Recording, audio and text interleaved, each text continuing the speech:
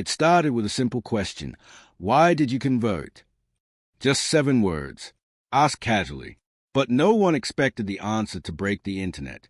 He was sitting in a small garden, eyes steady, voice soft. I didn't convert to escape.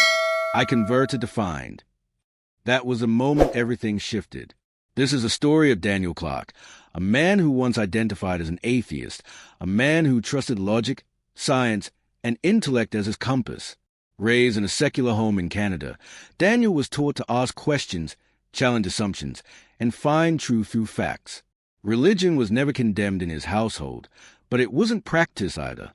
It was simply irrelevant, something distant, a set of stories from ancient times, useful perhaps for understanding culture or literature, but not for shaping one's life.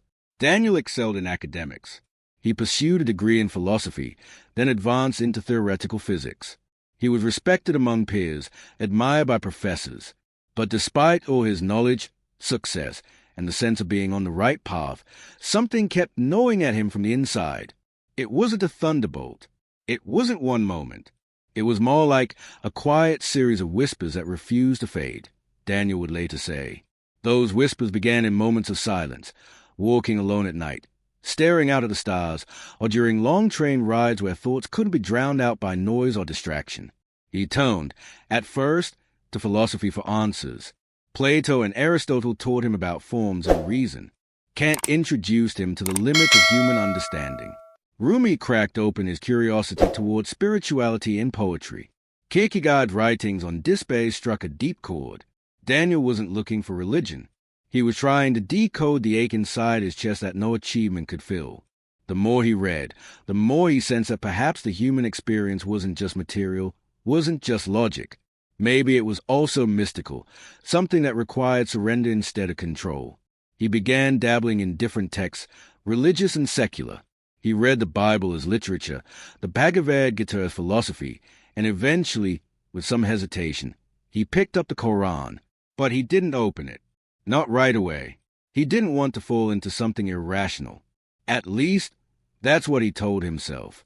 Deep down, he feared what he might find. In parallel, he began listening to podcasts about meaning, faith, and human purpose. One day, during a particularly quiet episode, a guest posed a question that hit like a quiet storm. Have you ever asked yourself why you feel empty, even when you've achieved everything? Daniel froze. The question wasn't philosophical. It was personal, intimate. It echoed the silence he'd been carrying for years. He had everything society told him he needed: education, respect, stability. But there was no real sense of direction, no connection to something greater, no relationship with the unknown. From that point on, the question lingered. It followed him in moments of stillness and interrupted moments of joy. It poked holes in his pride and made him second-guess the foundation he had built his identity on. His path forward would not be linear.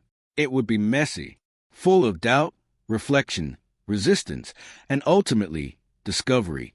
Daniel didn't know it then, but this question would set him on a path that millions would one day witness. And when he finally answered it, he wouldn't just answer for himself. He would speak to a universal hunger, one that quietly lives inside all of us. Daniel's journey took a turn when he met Omar, a colleague at a university seminar. A devout Muslim with a PhD in theoretical physics, Omar defied every stereotype Daniel had about religion. He was thoughtful, soft-spoken, and never once tried to convince Daniel of anything. Instead, he listened. And when he spoke, it wasn't to convert, it was to connect. They talked. A lot. Not debates, but honest dialogues. Conversations that drifted from cosmology to consciousness, from black holes of belief, from algorithms to the afterlife. For the first time, Daniel met someone whose belief in God wasn't in opposition to science. It was integrated with it. Omar's faith didn't replace reason. It enhanced it. I expected arrogance or blind faith. What I found was calm certainty and deep humility. Daniel was struck by Omar's inner calm. It wasn't defensive. It wasn't showy. It was grounded, solid. And Daniel, someone who once prided himself on certainty, found himself asking new questions, not just of Omar, but of himself. Their conversation started becoming more frequent. spilling beyond academic hours, continuing over coffee, late-night walks, and long email threads. Daniel wasn't looking for answers. He was trying to understand why someone so intellectually sound would give so much of his heart to something as seemingly intangible as faith. But it wasn't the logic of religion that intrigued Daniel. It was the peace it offered. One evening, after a particularly deep discussion about the nature of the soul, Omar handed him something. A slim, soft-covered Quran. No pressure, no expectations, just a gift. Daniel didn't open it for weeks. It sat on his bookshelf, almost hidden between volumes of Nietzsche and Dawkins.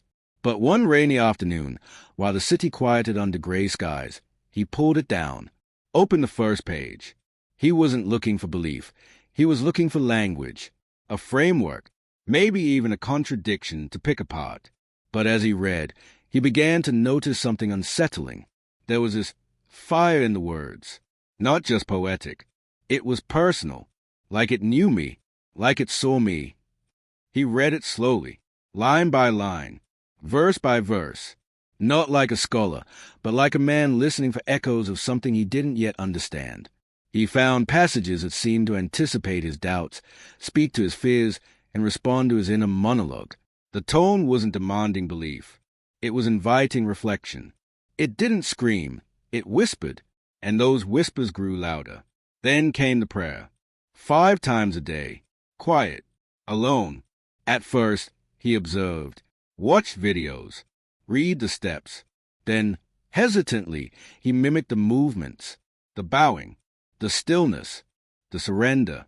I didn't even believe yet, but I tried the movements, the stillness, the silence, and something changed. Something softened in him. Something surrendered. He found himself waking up before dawn, not with obligation, but with a strange desire.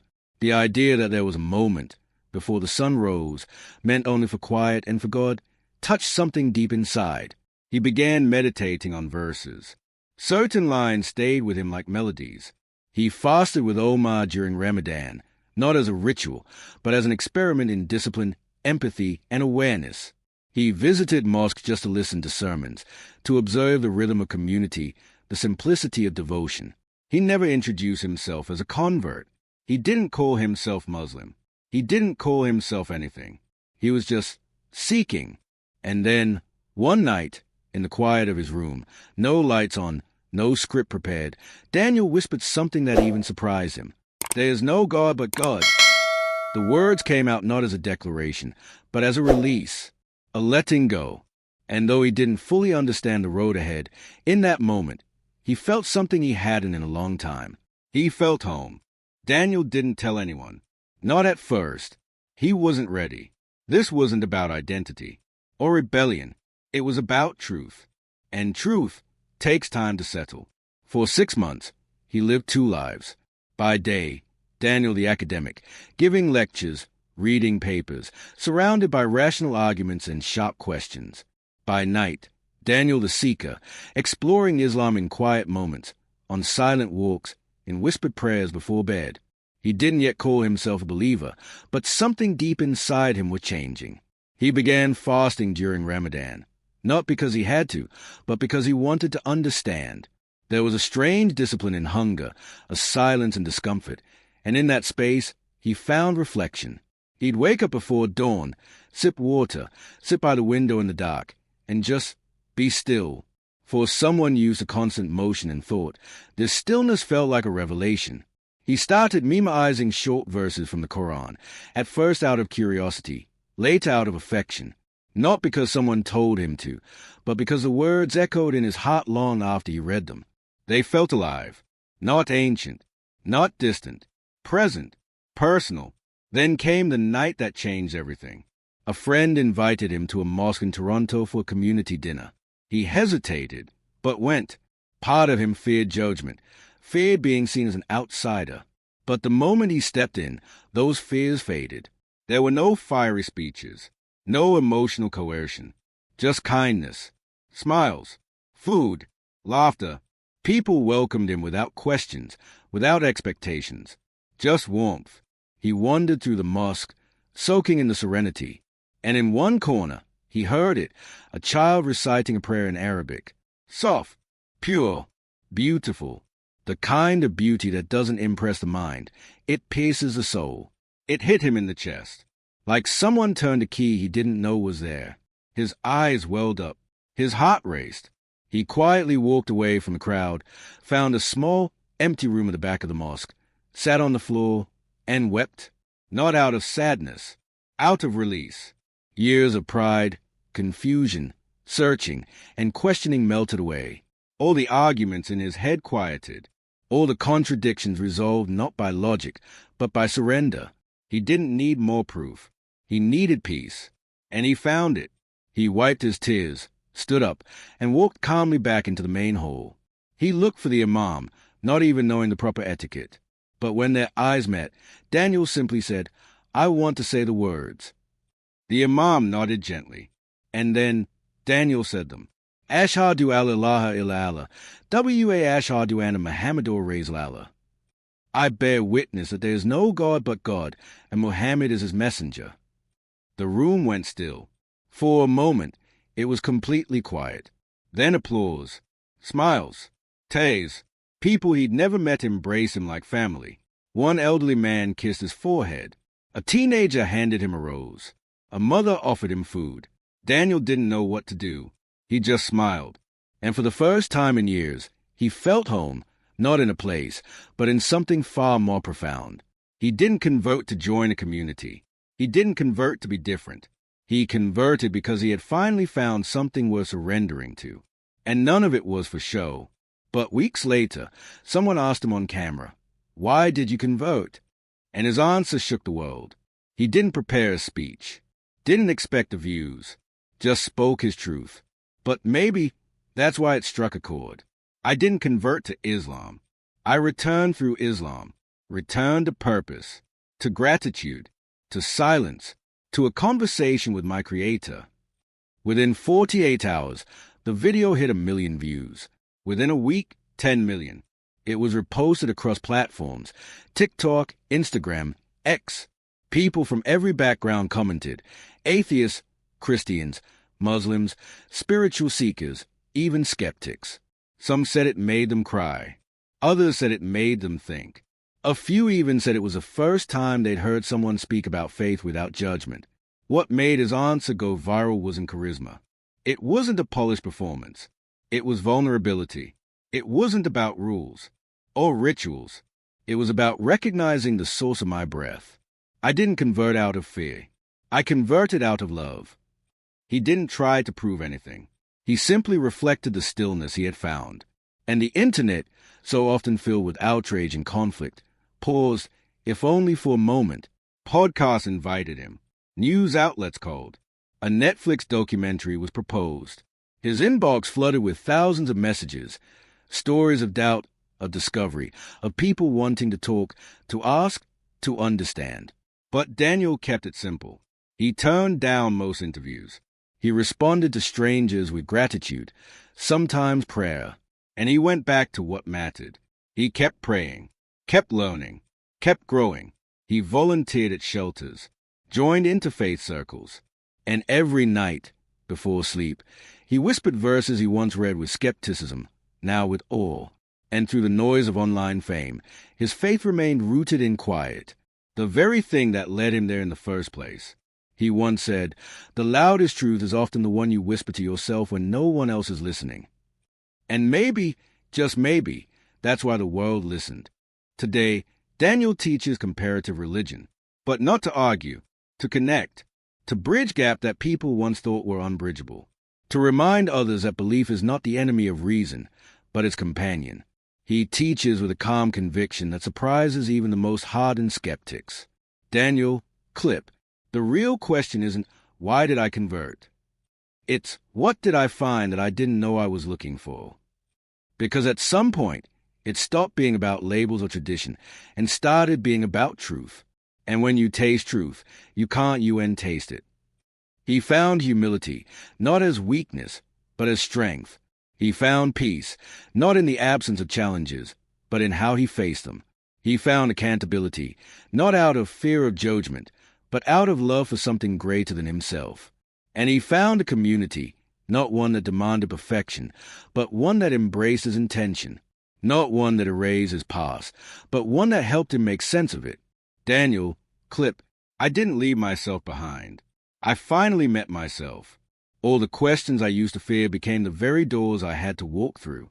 And faith wasn't the end of the road. It was the beginning of clarity. His journey inspired thousands, not because it was flawless, but because it was real, raw, honest. He didn't pretend to have all the answers. He didn't convert to fit in. He converted because something inside him couldn't ignore the signs any longer. Now, when people ask him the question, he doesn't hesitate. Why did you convert? He smiles, the kind of smile that carries weight.